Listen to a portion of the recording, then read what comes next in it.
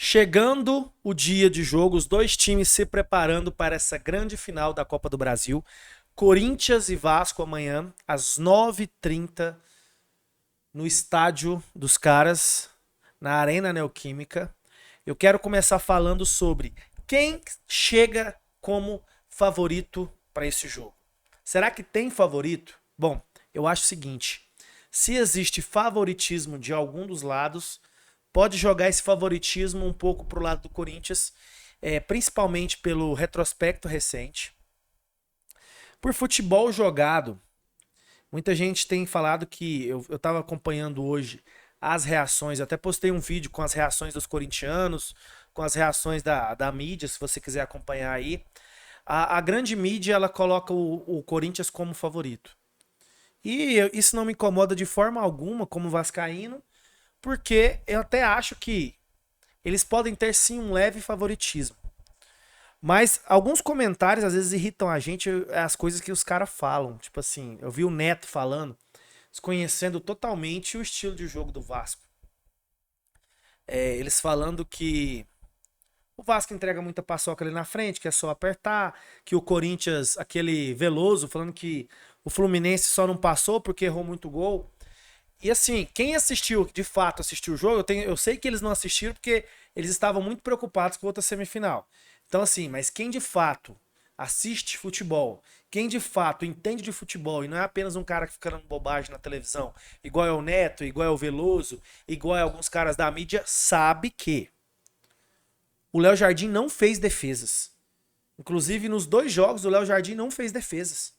Talvez fez uma ou duas no primeiro jogo, mas no segundo jogo o Léo Jardim não fez defesa. Eu revi o jogo, eu olhei as estatísticas mais uma vez. O Léo Jardim não fez defesas nesse jogo.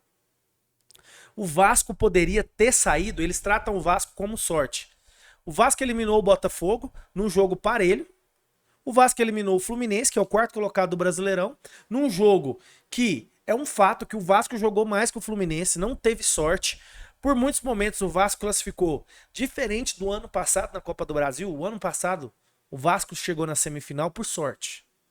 O Vasco não jogava bola, o Vasco foi conseguindo amarrar os resultados, o Vasco foi sendo amassado por todo mundo o ano passado e chegou na final da Copa do Brasil. Não me pergunte como, que eu não sei, o ano passado. Como que o Vasco chegou na semifinal da Copa do Brasil. Diferente desse ano, o Vasco jogou bola. O Vasco jogou bola contra o Botafogo. O Vasco jogou muito mais que o Fluminense nas duas partidas. Isso é incontestável que o Vasco jogou mais. Agora, falar que o time do Corinthians pode ser que é um time um pouco mais cascudo que o do Vasco, concordo. O time do Corinthians pode ser um pouco mais seguro que o do Vasco, concordo. Só que a própria tabela do Brasileirão, quando você tinha no primeiro confronto uma disparidade entre Vasco e Fluminense e entre Cruzeiro e Corinthians, principalmente na tabela do Brasileirão, você tinha uma disparidade muito grande. Era o terceiro e o quarto colocado contra o 13º e o 14º. Sim, tem a diferença de 10 posições. Tranquilo. Existia uma grande diferença. Agora você pega Vasco e Corinthians, são dois times que oscilaram na temporada. São dois times que tiveram bons e maus momentos. O Corinthians teve melhores momentos que o Vasco, isso é claro. O Corinthians foi campeão do Paulistão. O Corinthians eliminou o Palmeiras na Copa do Brasil. Só que são dois times que na temporada oscilaram. O Vasco o Vasco chegou a passar o Corinthians na tabela, teve chance de almejar coisas maiores e morreu. O Corinthians teve momentos que achou que poderia brigar por Libertadores. Todo mundo no começo do ano, com a temporada que tinha feito, o final de temporada do Corinthians no ano passado, achou que o Corinthians ia brigar por Libertadores. Também não conseguiu, oscilou.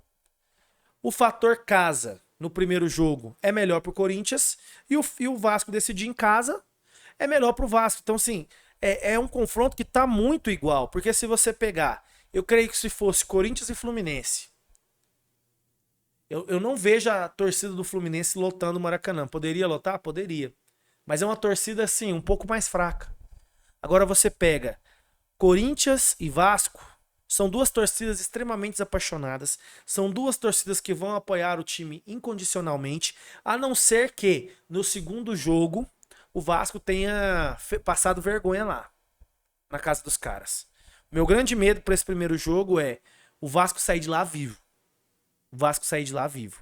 Só que o Dorival é um técnico também muito pragmático. Eu acho que se o Corinthians faz 1-0, eu não vejo se o Corinthians vai continuar em cima, correndo o risco de tomar um contra-ataque. Eu não sei, eu posso estar muito enganado. O Corinthians pode aplicar uma goleada amanhã. Isso pode acontecer. Só que, conhecendo os trabalhos do Dorival, são trabalhos um pouco mais pragmáticos. Já o Fluminense do Diniz é um time que, assim, tudo pode acontecer. O Vasco teve vitórias desse ano, é lógico que é o Santos, que nem se compara com o time do Corinthians. Era o Santos em um péssimo momento. O Vasco chegou lá na casa dos caras e fez 6-0. O Vasco é um time imprevisível. O Vasco, se você me falar que eu não assisti o jogo, eu acordei, e você me falar que o Vasco perdeu de 4-0 do Corinthians, eu acredito. E se você me falar também que o Vasco meteu 4-0 na casa do Corinthians, é difícil pelo retrospecto do Vasco não ganhar lá. Por esse retrospecto, mas em futebol, o Vasco é um time que pode perder de 4-0 e pode ganhar de 4-0. E ninguém duvida disso. Então, esse é um fator que pode acontecer. São dois times que oscilam bastante. O próprio Corinthians jogou muito bem na casa do Cruzeiro e ontem teve um início de jogo péssimo, péssimo. Inclusive, depois do segundo tempo, na entrada do Garro e do Ranielli, o Corinthians melhorou. Mas o Corinthians também fez um primeiro tempo péssimo. Então é um time que também oscila. E agora um fator que pode ser determinante para essa final é isso aqui, ó. Eu tô pegando aqui no computador aqui. A lista de pendurados do Corinthians. O Corinthians tem Hugo Souza pendurado.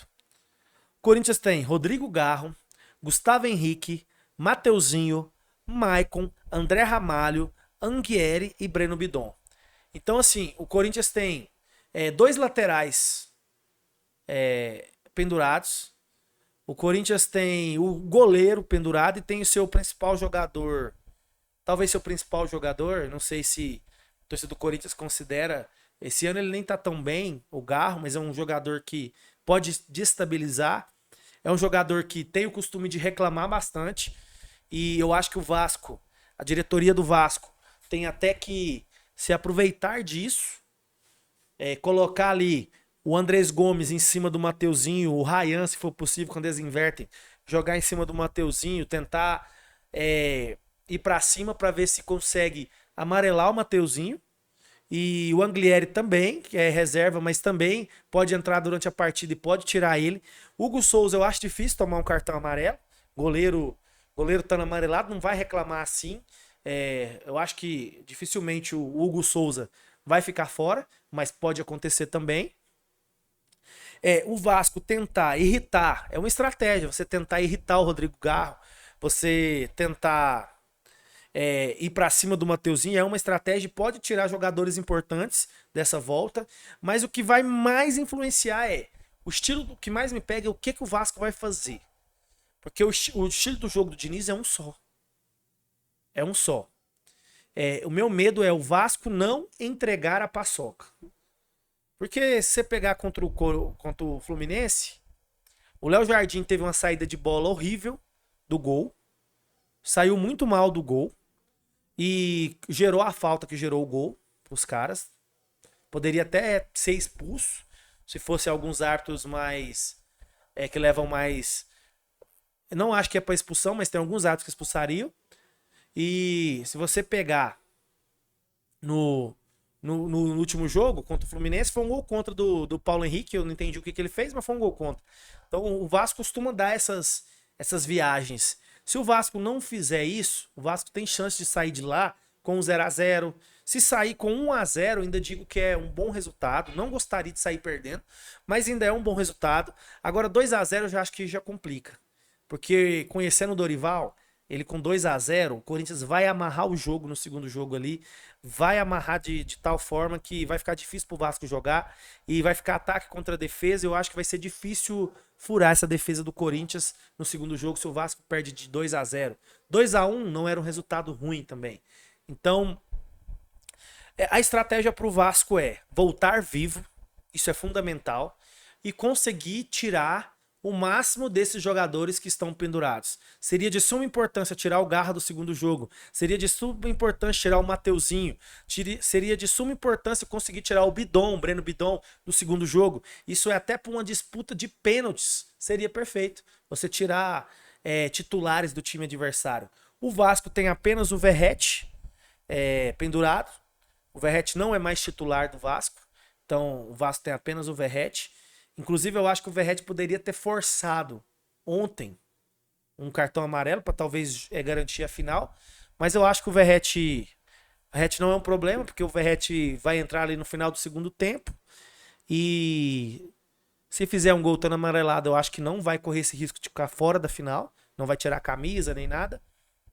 Não vai reclamar tão assintosamente. Assim como eu acho que o Garro não vai reclamar tão assintosamente. O Mateuzinho não vai reclamar. Inclusive deu entrevista que está sendo trabalhado isso nele para essa final. Só que eu acho que o Andrés Gomes indo para cima do Mateuzinho. O Ryan indo para cima ali dos laterais. Tem grande chance deles vão ter que fazer uma falta para amarelo.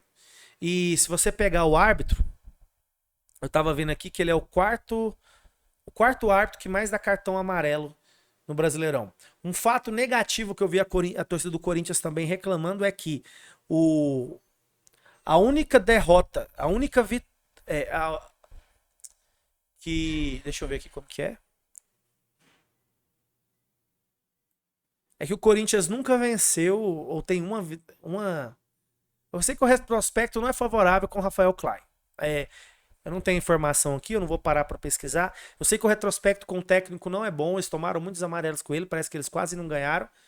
Então, é um retrospecto ruim pro Corinthians, mas acho que isso não tem nada a ver. Inclusive, esse fator que a torcida do Vasco fala muito sobre essa freguesia que existe do Corinthians, realmente existe. Mas essa freguesia eu acho que não entra em campo. Acho que essa freguesia também, não nos títulos, porque em 2000, em 2011, mas eu acho que teve muita influência da arbitragem nessa freguesia. E essa freguesia em números de partidas, teve isso também que o Vasco, não é só contra o Corinthians que o Vasco teve um retrospecto muito ruim. O Vasco teve um retrospecto muito ruim contra o Internacional, contra o São Paulo. Na verdade, o Vasco teve um retrospecto ruim com a maioria dos times da Série A. Por incrível que pareça, contra o Botafogo e contra o Fluminense não teve. O Vasco sempre conseguiu, até contra o Flamengo, uma época, já tem uns 2 anos que o Vasco tá numa zica contra o Flamengo, mas teve uma época que com times horrorosos o Vasco conseguia ganhar do Flamengo. Até teve um ano que o Vasco ficou 2 anos sem perder pro Flamengo. Então, assim, acaba que esse retrospecto ruim contra o Vasco é dessa fase horrorosa contra todos os times da Série A. Não ganhava do Inter, não ganhava do São Paulo, não ganhava de ninguém. Não ganhava do Santos, teve uma época que não ganhava de... não ganhava fora, não ganhava do Grêmio fora. Não ganhava na Neoquímica Arena, não ganhava no Morumbi, não ganhava... Isso é o reflexo do que foi o Vasco nesses últimos anos. Mas espero que os jogadores não entram pensando nisso e que a gente tenha um bom jogo, que a arbitragem não influencie para nenhum dos lados. Eu não quero o Vasco também, ganhou roubado, não, que a arbitragem não influencia. Inclusive, até jogo com expulsão, cara, prejudica muitos times, expulsões idiotas, igual a gente vê no Brasileirão. Espero que seja boas arbitragens, que não estragam o espetáculo e que seja bem jogado e que o Vasco não faça cagada e que saia da Neoquímica Arena amanhã vivo. Se puder sair com uma vitória, é o cenário perfeito. Mas se conseguir um empate e se voltar vivo de lá com apenas uma vantagem pequena de 1-0, o Vasco tem chance sim de se consagrar campeão da Copa do Brasil. E que se Deus quiser, a gente consiga ser campeão, a gente saia desse jejum de títulos. Tem muita gente que merece, tem muito torcedor vascaíno que nunca viu um título e merece ver o Vasco sendo campeão da Copa do Brasil. Valeu, segue o canal, comenta aí o que você acha, dá uma curtida e se inscreve, beleza? Valeu, tamo junto, bom Vasco!